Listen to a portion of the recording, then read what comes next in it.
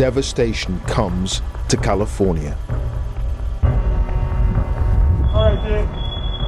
Yeah, let's get out of here. Residents flee for their lives. There's nothing we can do now, bro. We had everything, like the sentimental things. Like my mom passed away. I had only a few things of hers left. All the stuff that's here is replaceable. People are not. So having the family is the most important thing. Homes are destroyed on an unprecedented scale. People would normally be driving up and down here with surfboards on top of their cars, ready to enjoy a day at the beach. But right now, it just looks like some sort of apocalypse. Firefighters struggle to hold back the flames. All 29 fire departments in our county are not prepared for this type of widespread disaster. But how did it happen? And why did the fires spread so quickly?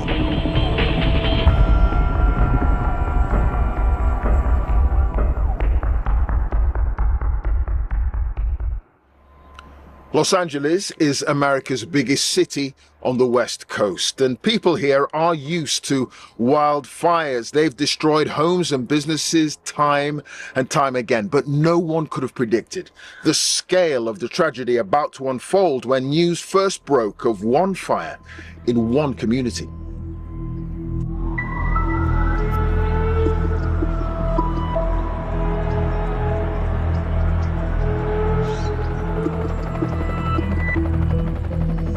You can see they are dropping water. There you go. You can see it happen right there. And there are some hand crews on the ground. Would you mind talking to us for a second? Okay, what's your name? Charles. Charles, have you been evacuated from the area or No, not yet? Not yet. And we have seen that before. So nothing new to us for the last 32 years that I've been here. Within hours, things are getting serious. Residents can scarcely believe their eyes. Fires were this close to the cars. People left their cars on Palisades Drive. Yeah. Burning up the hillside, palm trees, everything's going. What happened? There's a lot of fire right there. That's why the people coming. We leave the car. They said to get out of your car? Okay. It's just so sad.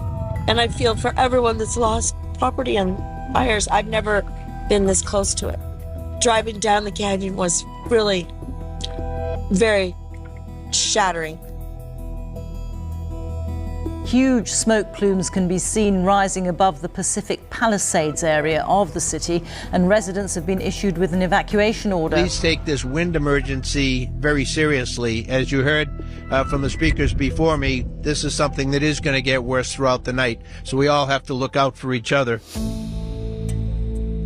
The fire broke out around 10:30 in the morning in the Pacific Palisades neighborhood.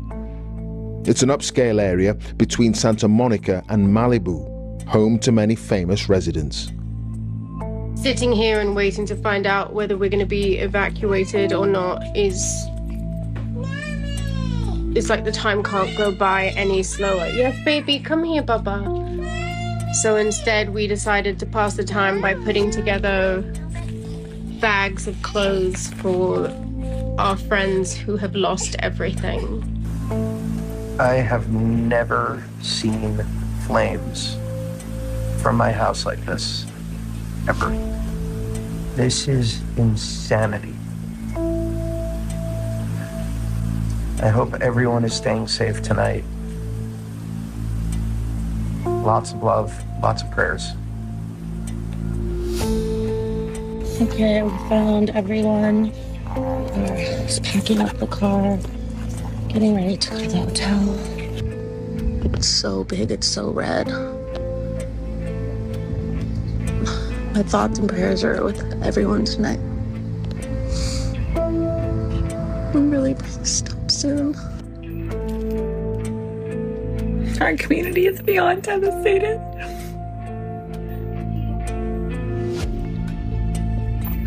We are all pulling together. A lot of my friends have lost their home. I'm waiting to see if our home will be there. Right now, it's just a waiting game. Among the buildings threatened, the world-famous Getty Museum with 44,000 artifacts.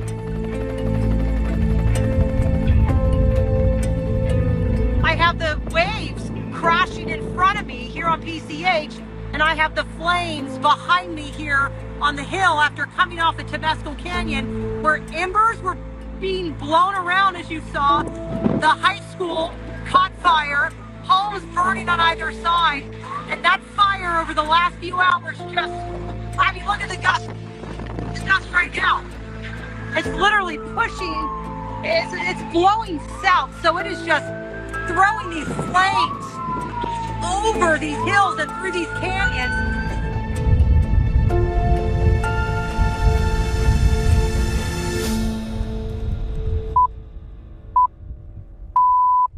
The headlines. 30,000 people have been ordered to evacuate their homes because of a wildfire which is tearing through wealthy suburbs of Los Angeles. It's like a ghost town. Everybody's abandoned this place, as you can imagine, and the fires are still smouldering. People would normally be driving up and down here with surfboards on top of their cars, ready to enjoy a day at the beach, but right now it just looks like some sort of apocalypse. There's not enough structure protection in here to really try and save all of these homes. It's really going to be a struggle. This is heartbreaking. I feel for these people, and it's just sad to watch all these homes go up. This was just a little antique shop, pizza place. These places have been here forever, ever since I've been alive. I really thought my shop was gone. It's still here right now. I don't know if it'll make it or not. There's a lot of people who don't have insurance or fire insurance. I know that's difficult in this area, especially if you're in the fire zone, and I feel horrible for them. I tell you, I've been here 47 years. I grew up on this block. I saw the other altitude fires, and it was nothing like this. Nothing like this. My son left the house before us on foot. He doesn't have a cell phone or anything like that, so I'm searching for him now. I'm looking for him. We got a phone call from a neighbor saying that our house was on fire, and we knew that there were no fire trucks in the area, so we thought we would come up and see if we could get in the area. Well, I keep going from not crying to now starting to cry again, because I know a lot of these people and they've lost everything. So it's pretty surreal to see all this. 5 minutes ago, I was sitting in the car by myself, and tears just came over my face. So, and my entire history is in the house. We did take all of our family pictures and a few valuable paintings out last night, so, you know, all the stuff that's here is replaceable. People are not, so. Very lucky. So having the family is the most important thing.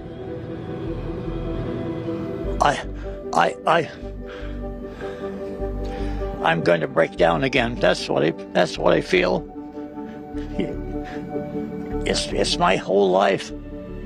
Everything was in there. So lost everything. You shape up. You're supposed to be a support. Anyway, I'm okay. I'll be okay. I'm tough, and we'll start over. Even though I'm 91 years old, I'll start over again. The difference with this is that we've had these huge 50 to 80 mile an hour winds, and it's still windy. And so it didn't matter where the fire started yesterday, but the embers flew everywhere. Let's go back to Emma Vardy now. And Emma, this area is no stranger to wildfires, but nothing could have prepared them for this.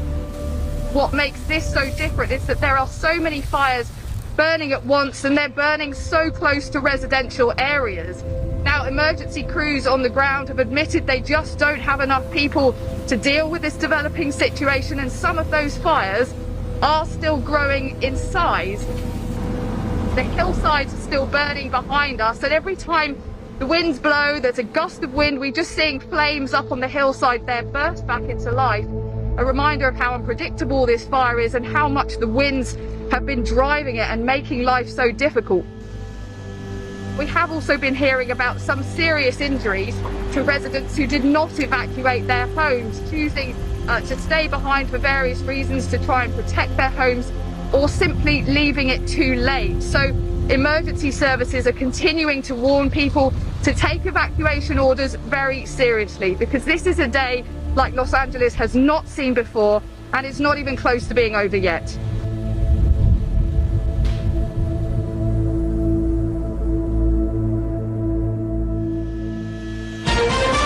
This is CBS News on the Hour. The Southern California wildfires are not only some of the most destructive in state history, they've turned deadly. At least 5 lives now reported lost. Overnight, destruction continued. 15,000 buildings had been burned, and 100,000 people had been forced from their homes. Firefighters were overwhelmed, and there were increasing reports of looting. So if I very quickly take my mask off, the air is absolutely thick with smoke. The fire crews here tell us they have a shortage of water, and in many instances they're having to stand and watch these properties burn. It is a losing battle. I never thought it would come through here. David was hoping his home might have survived, but the whole neighborhood has gone, and with it, his house too.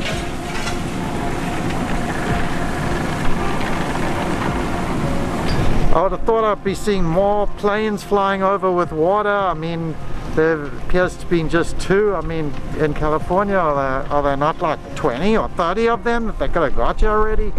I would have thought the firemen would like take a stand on a certain area. Maybe they did, and I'm just not seeing it, but...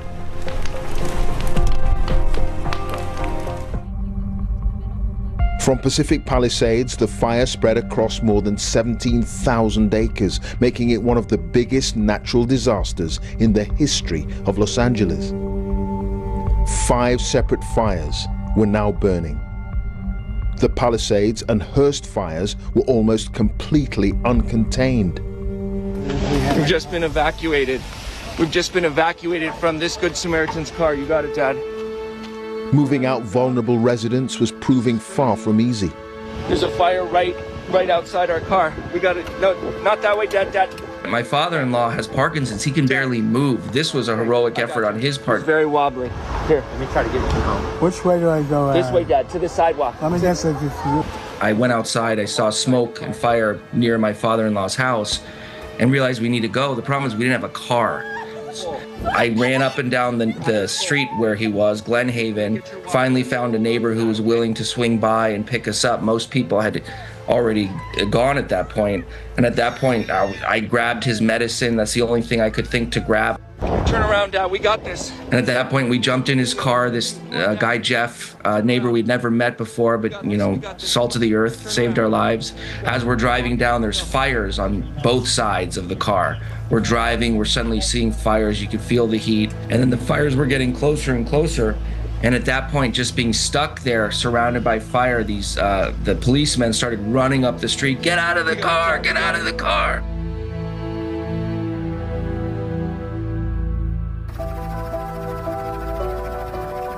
The authorities in Los Angeles have issued a powerful warning against looting and other criminal activity in areas abandoned by people fleeing wildfires. 10 people are known to have died, but officials expect this number to rise. On day 4 of the disaster, tens of thousands of acres have been destroyed. Residents are asking why help wasn't coming more quickly. It's just not enough crews, enough people. I think they're undermanned. I think that budgets have been cut. We actually came to say thank you to our house for being good to us. And we were good to it. So.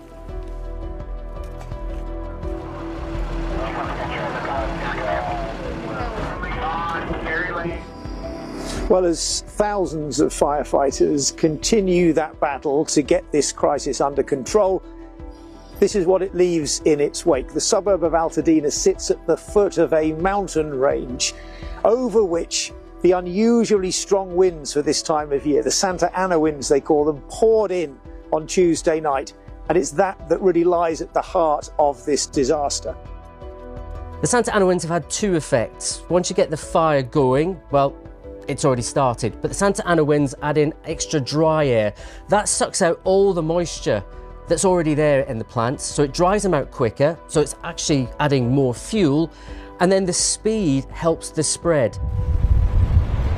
If you think you can have wind speeds, basically hurricane force wind speeds blowing, with a fire in place, it will push that flame, that boundary of the fire, over huge areas in such a short space of time. And that is what we've seen in LA over the last few days. There's much debate about the emergency response. Were the authorities prepared for such a calamity? But there's also another question people are asking. Is the changing climate partly to blame for all the devastation? So what the climate scientists say is that the temperature is getting hotter. That's making things drier. You've got extended heat waves, which draw moisture out of the soil and out of the vegetation. So you've got more dry vegetation. So when a fire starts, there's more fuel to keep that fire going, and it's likely to burn longer and burn a larger area. The National Oceanographic and Atmospheric Administration did a paper looking at the relationship between temperature increase and wildfires. They found that climate change had caused an almost 200% increase, so almost doubled the area burnt by wildfires since the 1970s. People are saying now $150 billion, the most expensive fire in US history and presumably in world history. So as a climate journalist, you look at this and you say, this is one of those kind of key events in the history of our the whole planet's understanding of the potential impacts of climate change.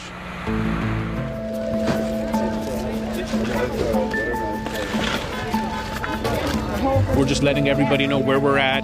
We're taking donations, any types. There's anything from kids supplies, pet supplies, food, anything you could think of that we could help you with.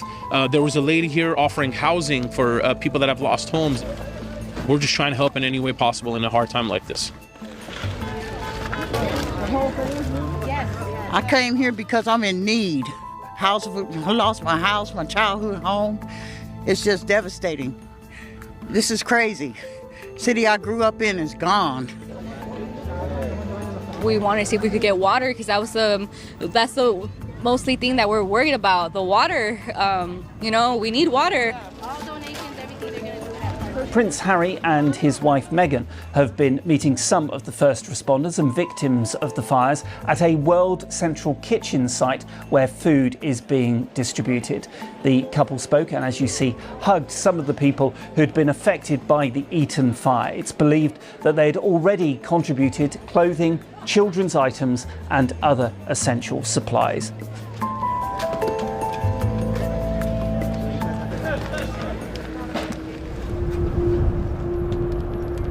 The Governor of California has called for an independent investigation into whether water shortages hindered efforts to control the wildfires that have devastated parts of Los Angeles. Firefighters are still trying to contain the blazes. Beautiful job. By Saturday, 6 fires were burning. Poor air quality caused by billowing ash and smoke prompted the authorities to declare a local health emergency. The number of dead climbed to 11. Determining the cause of these fires is critical, and to that end, Mayor Bass, Chief Crowley, and I are announcing, in conjunction with our partner agencies, the creation of the Los Angeles Regional Wildfire Investigative Task Force. This task force is made up of local, state, and federal partners designed to investigate the cause of these fires and to see if there's any connection between them. At least 16 people have died since Tuesday and about a dozen others are missing. 4 large fires are still burning, and officials say that the threat will remain high until Wednesday because of strong winds.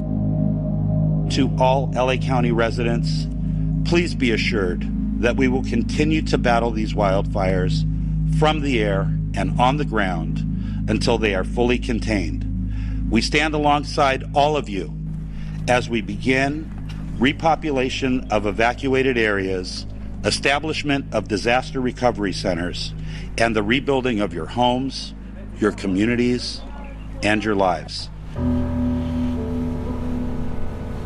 watching the fires develop, sitting kind of awestruck, seeing this kind of vision of apocalypse in one of the greatest cities on earth burning.